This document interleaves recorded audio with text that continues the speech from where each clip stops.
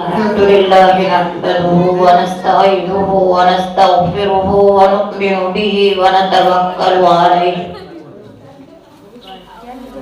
ونعوذ بالله من شرور أنفسنا ومن سيئات أعمالنا من يهده الله فلا مضل له ومن يضلله فلا هادي له ونشهد أن لا إله إلا الله وحده لا شريك له ونشهد أن سيدنا ومولانا محمدا عبده ورسوله صلى الله تعالى عليه وعلى آله وأصحابه وأزواجه وذرياته وأهل بيته وبارك وسلم تسليما كثيرا كثيرا. أما بعد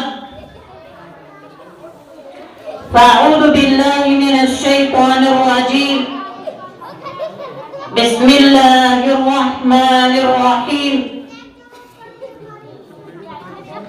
إنما يخشى الله من عباده العلماء. صدق الله العظيم. بزرگان محترم، دانشوران قوم، علماء گرامی قدر، باہر سے آئے ہوئے مہمانان کرام، پردہ نشین خواتین، میری ماں اور بہنوں،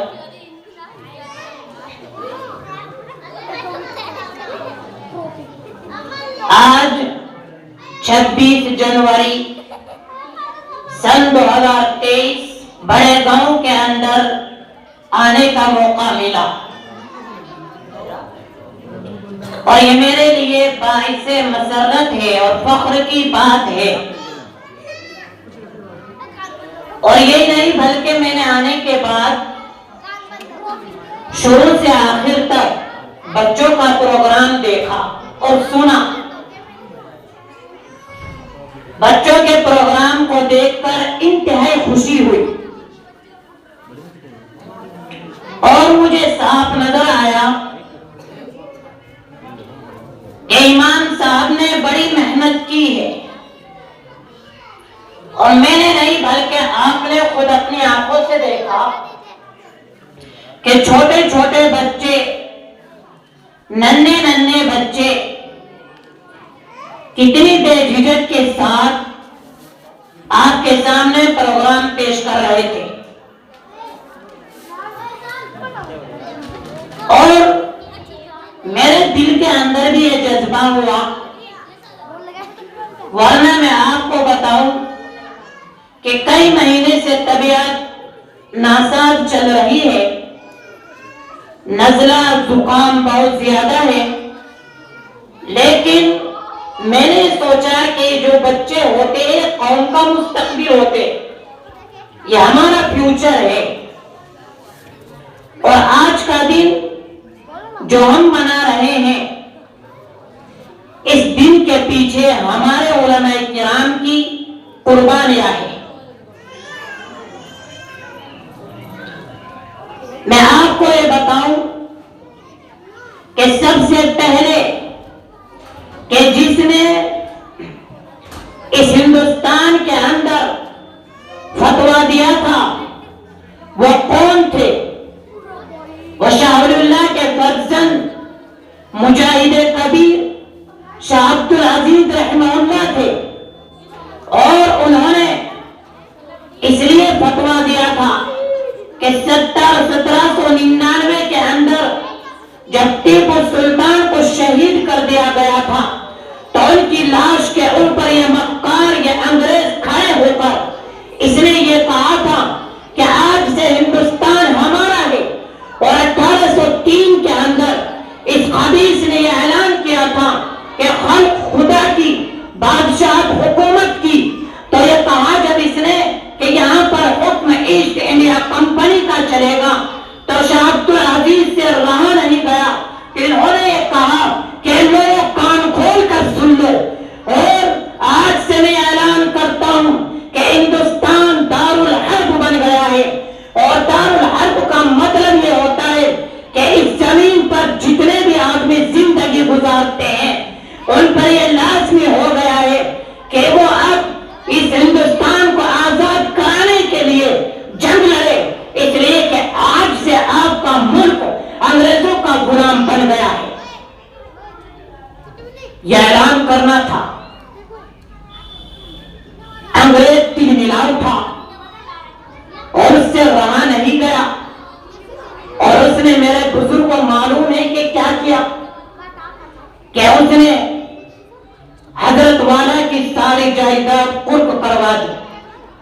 اور اسی پر بس نہیں کیا بلکہ حضرت والا کو زہر دیا گیا، اور پھر اسی پر بس نہیں کیا، آپ کے مدرسے کو ختم کر دیا گیا۔ لیکن آپ یہ دیکھیے کہ ہمارے علماء کرام ہمارے قوم کے بچوں کی خاطر، ہمارے خاطر، ہمارے مستقبل کو بنانے کے لیے، ہمارے فیوچر کو سدھارنے کے لیے انہوں نے اسی پر بس نہیں کیا۔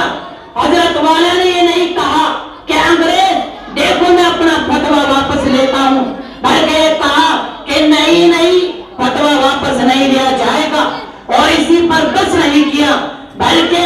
جب آپ کے سینے پر، جب آپ کے بدن پر سفید دانے نکل گئے، اس وجہ سے کہ آپ کو زہر دیا گیا تھا، آپ نے اپنے 2 شاگرد تیار کیے جن کا نام سید شاہ اسماعیل شہید اور دوسرے کا نام سید احمد شہید ہے۔ شاہ عبدالعزیز رحمہ اللہ کی یہ محنت اس وقت تھی میرے بزرگوں کہ جب اس ہندوستان کے اندر کسی پارٹی کا وجود نہیں تھا، یہ صرف ایک مسلمانوں کی کوشش تھی۔ پھر حضرت والا کی 1824 کے اندر وفات ہوئی اور آپ کے دونوں شاگرد نے جنگ لڑی اور دونوں کے دونوں 1831 کے اندر شہید ہوئے۔ پھر آپ اس دن کو نہ بھولیے کہ 1857 کے اندر تاریخ بہت لمبی ہے، لیکن وقت کے نہ ہونے کی وجہ سے تھوڑی میں آپ کے سامنے سمیٹ کر چل رہا ہوں۔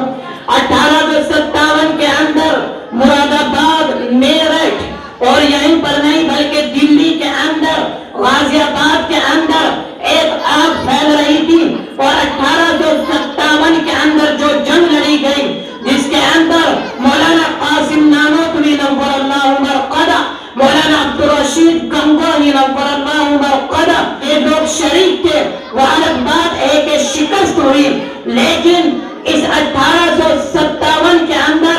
جب یہاں پر یہ حال ہو گیا کہ کوئی جنگ لڑنے والا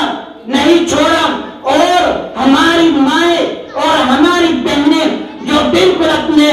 شوہروں کو کھو چکی تھی اور اپنے بچوں کو جنگ کے اندر کھو چکی تھی، اس انگریز نے اعلان کیا کہ دیکھو ہمیں بچے دو،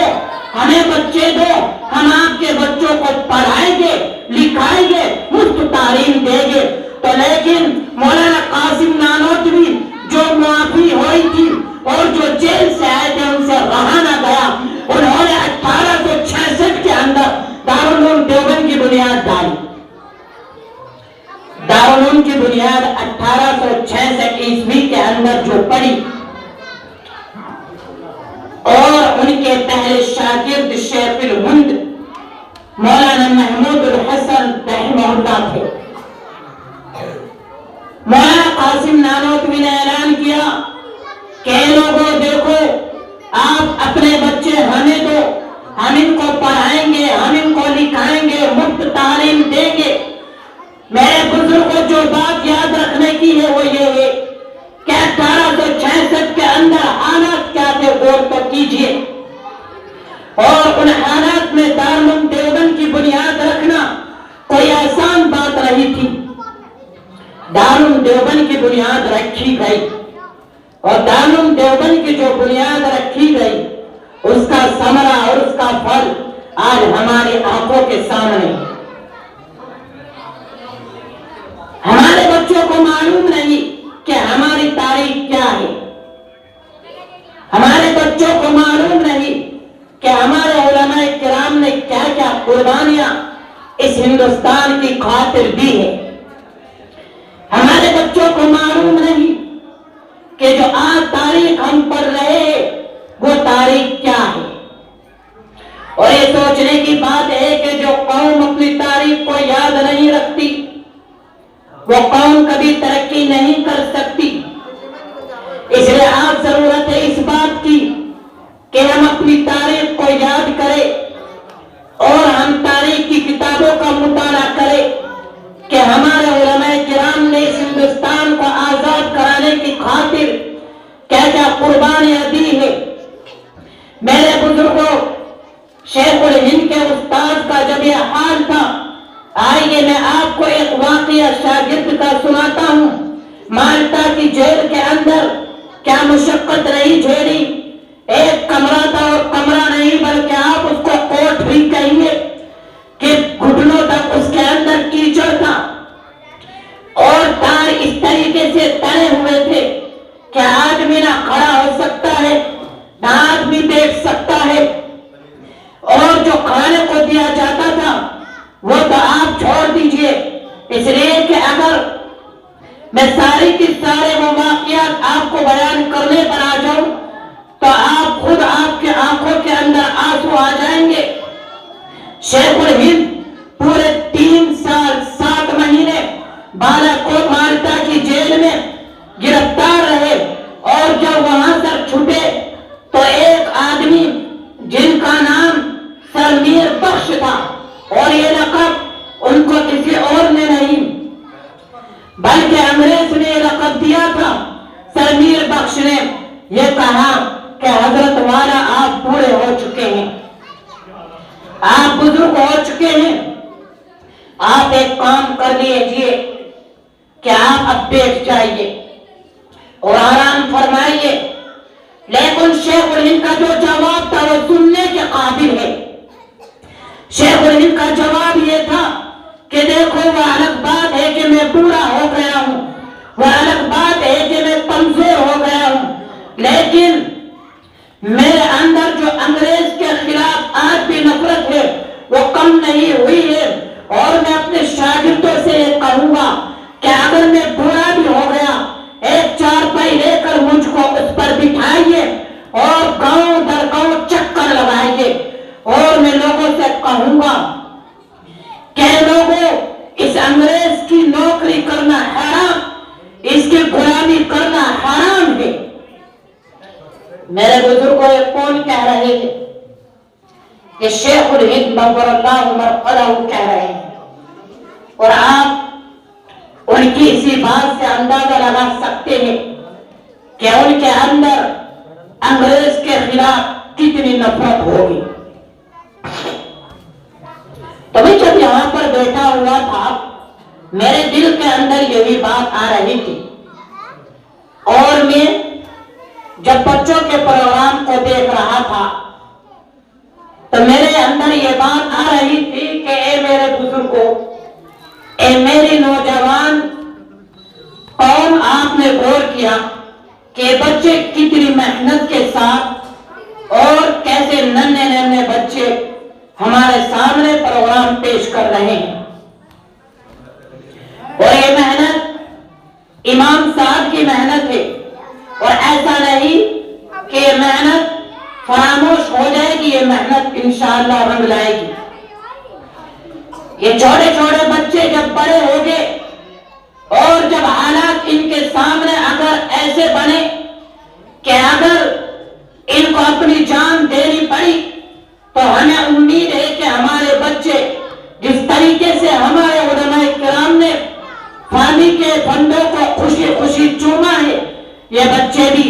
اس ملک کی خاطر قربانیاں پیش کریں گے۔ اور یہ وہ بچے ہیں کہ جن کی ہم اور آپ دیکھ کر یہ سوچتے ہیں کہ کوئی تعلیم نہیں ہے، جبکہ ہم بھولے ہوئے کہ اصل تعلیم یہی ہے۔ کیا آپ نے کبھی غور کیا کہ پہلے علماء کرام پیدا ہوتے تھے، ان کی والدہ کا حال کیسا رہتا ہوگا، ان کے والدین کتنے نیک ہوتے ہوں گے، اور کیسے تہجد گزار ہوتے ہوں گے کہ جن کی اولاد کتنی نیک تھی۔ ہمارا حال تو چھوڑیے، ہمارا حال تو یہ ہے کہ ہم جہاں پر بیٹھ جاتے ہیں تو بیٹھے رہتے ہیں، نہ نماز کی فکر ہے اور نہ کسی اور چیز کی پرواہ ہے۔ اور میری یہاں پر موجود مائیں اور بہنیں بھی ہے، میں ان کو بھی بتا دوں کہ دیکھو ماں کا اثر گھر کو چلانے میں بہت اچھا ہوتا ہے، اور یہ عورت گھر کے لیے رحمت ہوتی ہے، گھر کی عزت ہوتی ہے، گھر کی رونق ہوتی ہے، اور اگر یہ عورت چاہے تو گھر کو بلندیوں پر پہنچا سکتی ہے، اور اگر یہ عورت چاہے تو گھر کو ذلیل و رسوا اور کھائی کے اندر ڈال سکتی ہے۔ اس عورت کو اللہ رب العزت نے ایسا بنایا ہے کہ جب یہ تربیت کرنے پر اپنے بچوں کے آتی ہے تو وہی بچہ ولی بن کر نکلتا ہے، اور جب یہ اپنے بچے کی تربیت نہیں کرتی تو وہی بچہ ڈاکو بن سکتا ہے، وہی بچہ بدماش بن سکتا ہے۔ تو میرے بزرگوں، یہ کردار کس کا ہے؟ یہ ہماری والدہ اور ہماری ماں اور بہنوں کا ہے۔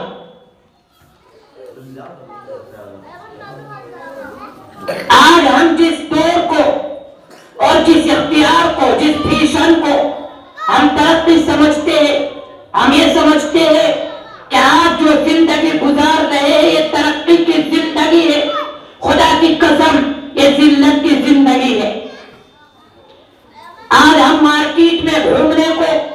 بازاروں میں گھومنے کو، سڑکوں پر گھومنے کو ترقی سمجھتے ہیں، جس کے بارے میں قرآن کریم صاف طور پر یہ کہتا ہے وَقَرْنَ فِي بُيُوتِكُنَّ وَلَا تَبَرَّجْنَ تَبَرُّجَ الْجَاهِلِيَّةِ۔ اور آپ یہ سمجھیے کہ قرآن کریم یہ نہیں کہہ رہا کہ آپ گھروں کے اندر قید ہو جائیے، جس کو کچھ لوگ یہ کہتے ہیں کہ شریعت کے اندر، دین کے اندر بڑی تنگی ہے، آزادی کو چھینا گیا ہے۔ میرے بزرگوں، ایسا نہیں، شریعت نے ہماری ماں کو، ہماری بہنوں کو عزت دی ہے اور سربلندی کے ساتھ جینے کا حق دیا ہے۔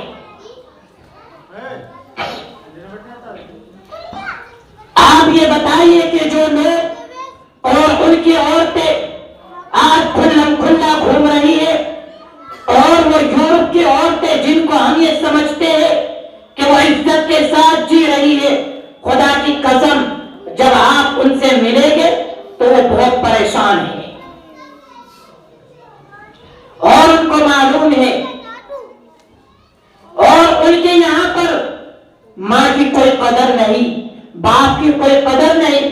اور حال تو یہ ہے کہ جب وہ بوڑھے ہو جاتے ہیں تو ان کو الگ کر دیا جاتا ہے۔ لیکن ہمارا نظریہ بھی کچھ اس طریقے سے ہی بنتا چلا جا رہا ہے، اور ہم سمجھ ہی نہیں رہے کہ ہم جو زندگی گزار رہے ہیں وہ کس طریقے کی زندگی ہے۔ میں اپنی اگر ماں اور بہنوں سے پوچھوں کیا آپ یہ بتائیے کہ جو ہم بناؤ سنگار کر کے، کریم پاؤڈر لگا کر، اور جو ہم فیشن کے لباس پہن کر شادی اور بیاہ میں جاتے ہیں، تو اس سے میری پیاری بچیوں اور میری اور بہنوں، یہ بتاؤ اس سے کیا ملتا ہے؟ آپ یہ بتائیے کہ اگر کسی سماج کے اندر یہ معلوم ہو جائے کہ ہماری یہ بیوی یا ہماری یہ بیٹی جس کے اندر کچھ کمی ہے اور اخلاق کے اندر کچھ کمی ہے، تو آپ یہ بتائیے کہ کیا کوئی شوہر یہ پسند کر سکتا ہے کہ وہ میری بیوی بنے اور اس بیوی کی زندگی پر کوئی داغ آئے؟ ایسا بتائیے کہ کون سا شوہر ہے؟ اگر ایسا شوہر کوئی مل جائے تو آپ ڈھونڈ کر بتا دیجئے۔ ہر شوہر کی خواہش یہ رہتی ہے کہ بیوی ایسی ہو کہ جو میری زندگی میں رحمت بن کر آئے، بیوی ایسی نہ ہو کہ جو میری زندگی میں زحمت بن کر نہ آئے۔ لیکن میرے نوجوانوں، ہم نے اپنی بیویوں کو کس طریقے پر لے کر چل رہے ہیں؟ کبھی سوچا کہ حضرت فاطمہ کی زندگی کیا تھی؟ کبھی سوچا کہ حضرت عائشہ کی زندگی کیا تھی؟ کبھی سوچا کہ حضرت خدیجہ کی زندگی کیا تھی؟ کبھی سوچا کہ رقیہ کی زندگی کیا تھی؟ کیا کبھی ہمیں موقع ملا کہ ہم ان کی زندگیوں کو پڑھیں؟ ہمیں موقع نہیں ملا، اس لیے کہ ہم نے فیشن کے لباس اختیار کر کر کے اس کو عزت مانا ہے۔ تو آج سوال یہ پیدا ہوتا ہے کہ آج مولانا قاسم نانوتوی کیوں پیدا نہیں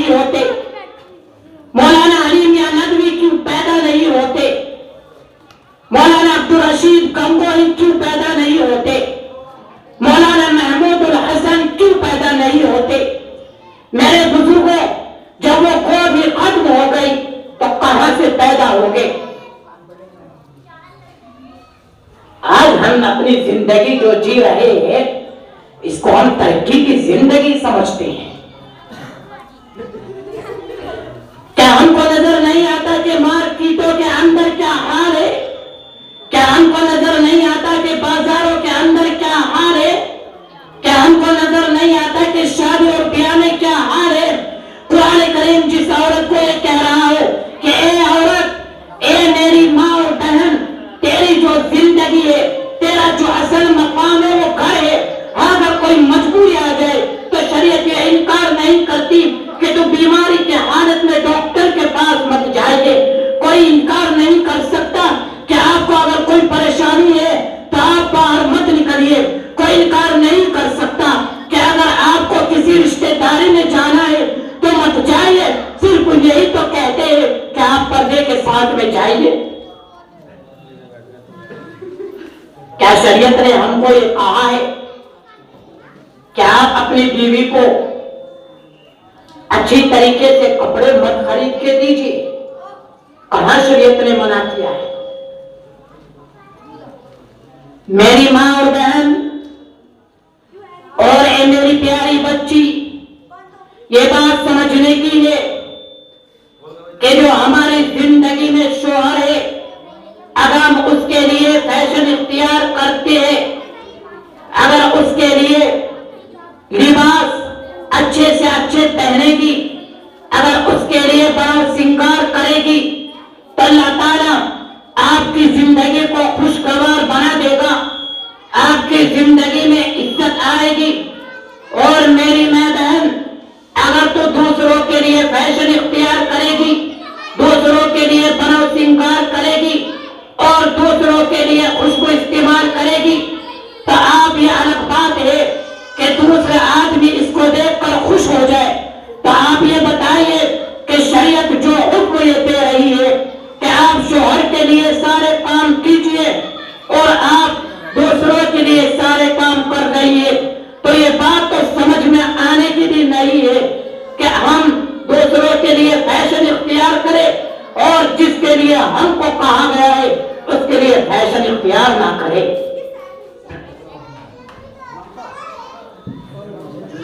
قرآن کریم دوسری جگہ پر یہ ارشاد فرماتا ہے، اللہ رب العزت نے فرمایا یا ایھا النبی قل لازواجک وبناتک ونساء المؤمنین یدنین علیہن من جلابیبہن۔ قرآن کریم نے کہا، اور یہی نہیں بلکہ قرآن کریم حکم دے رہا ہے کس کو؟ کہ جو رحمت للعالمین ہے، کہ جو تاجدار مدینہ ہے،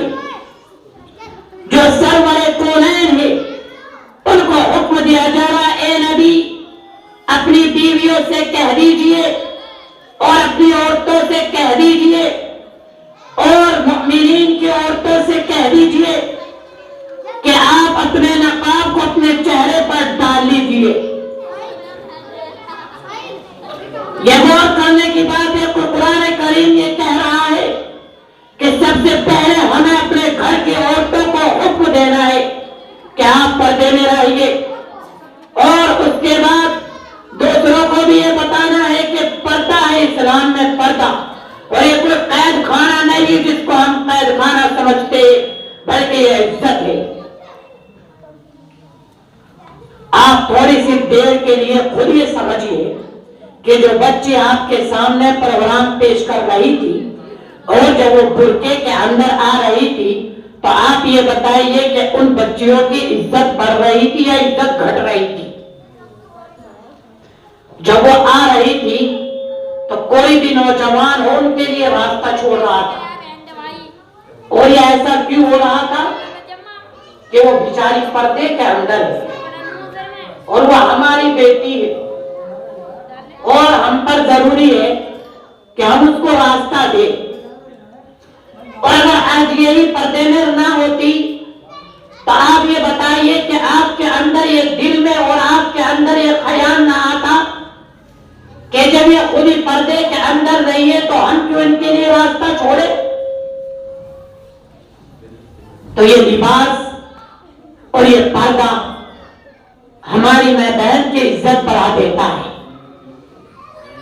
اور اسی عزت کے ساتھ جب ہماری ماں بہن باہر نکلتی ہے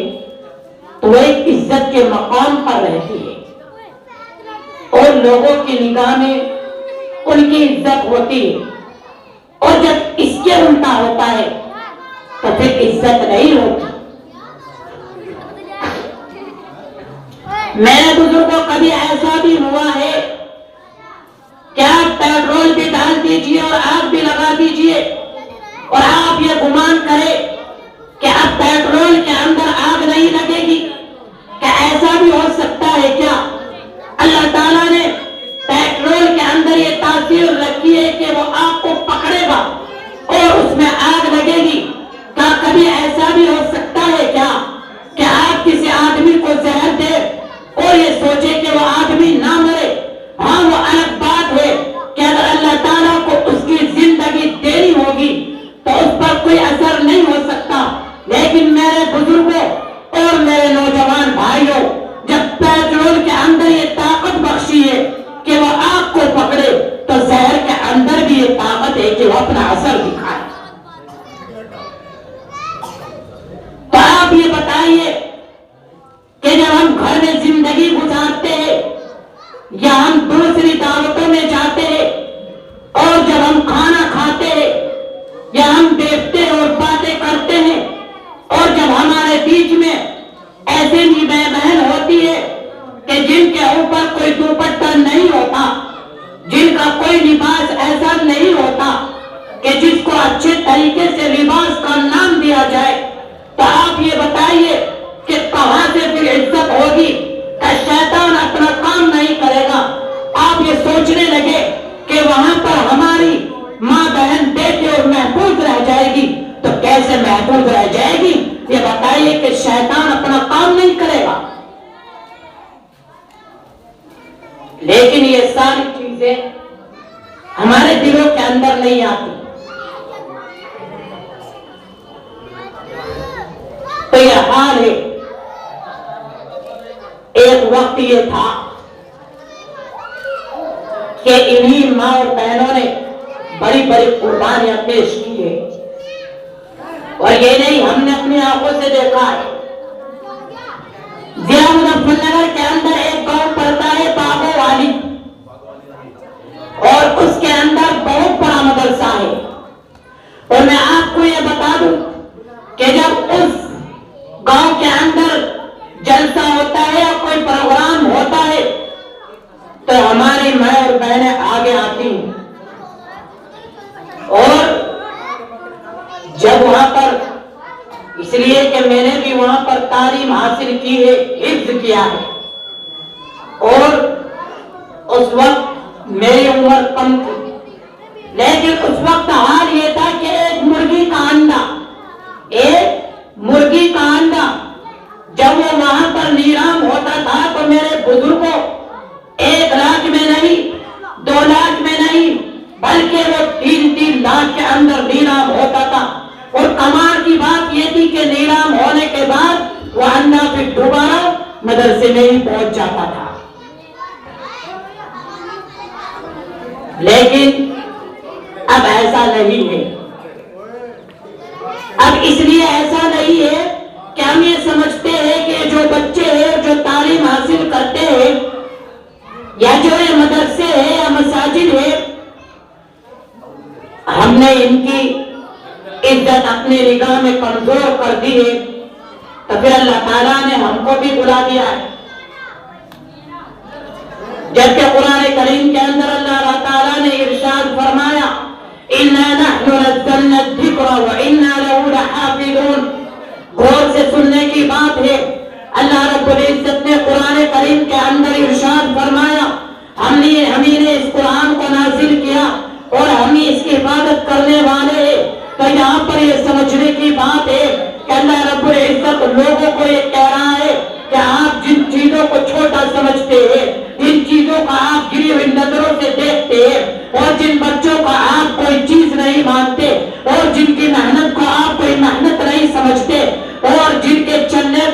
آپ یہ سمجھتے ہیں کہ ان کا چلنا کوئی آسان ہے؟ میرے بزرگوں اور میری ماں اور بہنوں، میرے نوجوان بھائیوں، یہ جو بچے ہیں یہ ہمارے قوم کا فیوچر ہے، اور یہ جو مسجد ہے اللہ تعالیٰ کا گھر ہے، اور جو یہ مدارس ہے، جیسا کہ میں نے آپ کو بتایا تھا کہ 1866 کے اندر دارالعلوم دیوبند کی بنیاد رکھی گئی، اور دارالعلوم دیوبند کا کارنامہ آپ دیکھ لیجئے کہ اس کا کارنامہ کتنا ہے۔ اگر کہیں پر ہم کو یہ مساجد نظر آ رہی ہے تو یہ دارالعلوم دیوبند کی دیر ہے، خدا کی قسم اگر یہ ہم کو امام مل رہے ہیں تو یہ دارالعلوم دیوبند کی دیر ہے، اگر ہم کو یہ مفتیان کرام نظر آ رہے ہیں تو یہ دارالعلوم دیوبند کی دیر ہے، اگر یہ مائیں بہنیں ہماری عزت کر رہی ہے تو یہ دارالعلوم دیوبند کی دیر ہے، اگر کوئی بیوی ہماری عزت کر رہی ہے تو یہ دارالعلوم دیوبند کی دیر ہے، اگر یہ بچے کچھ کر رہے ہیں تو یہ دارالعلوم دیوبند کی دیر ہے۔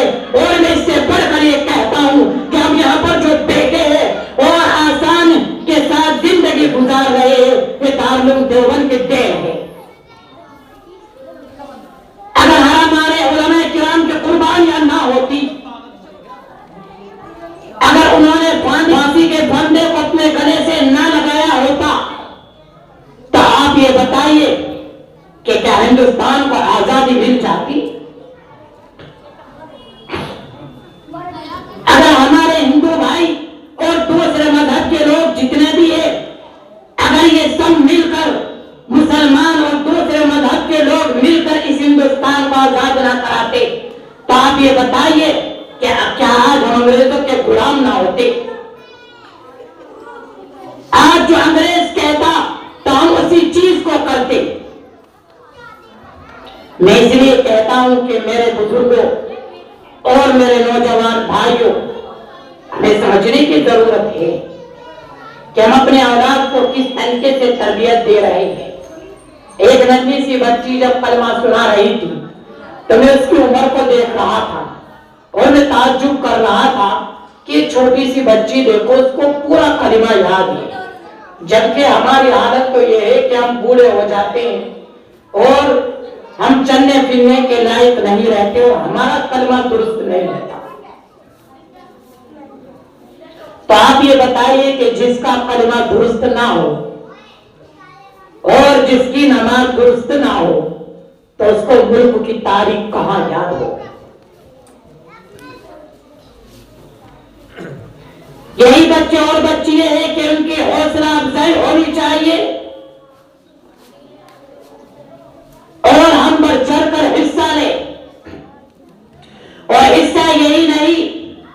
کہ ہم صرف زبان سے یہ الفاظ کہہ دیں کہ ماشاءاللہ بہت اچھا پروگرام پیش ہوا ہے اور امام صاحب نے بہت اچھی محنت کی ہے،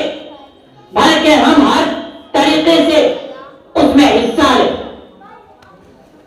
اپنی جان و مال کے اعتبار سے بھی، اور جو اللہ تعالیٰ نے ہم کو نوازا ہے اس مال و دولت کے اعتبار سے بھی، اور پھر جب آئندہ ہم پروگرام پیش کریں تو ہم امام صاحب کے برابر کے ساتھ شریک ہو کر ان سے پوچھے کہ کس طریقے سے ہمیں کیا کرنا ہے۔ میرے مسلمان بھائیو، ہماری ذمہ داری یہ ہے کہ ہمارا حق بنتا ہے کہ ہم امام صاحب سے بار بار پوچھیں، اور یہ اپنے خوش قسمتی سمجھنی چاہیے کہ امام صاحب آپ یہ بتا دیجئے کہ آج مسجد میں کس چیز کی ضرورت ہے، آپ یہ بتا دیجئے کہ آج کس چیز کی ضرورت ہے، تاکہ اللہ تعالیٰ نے جو مال و دولت دی ہے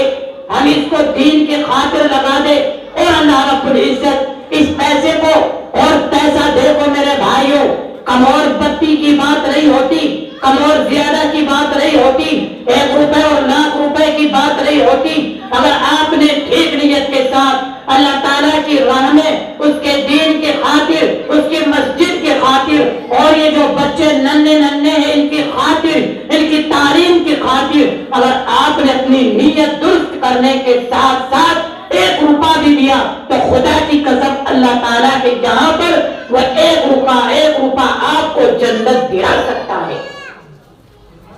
وہ ہماری نظر میں کم ہے،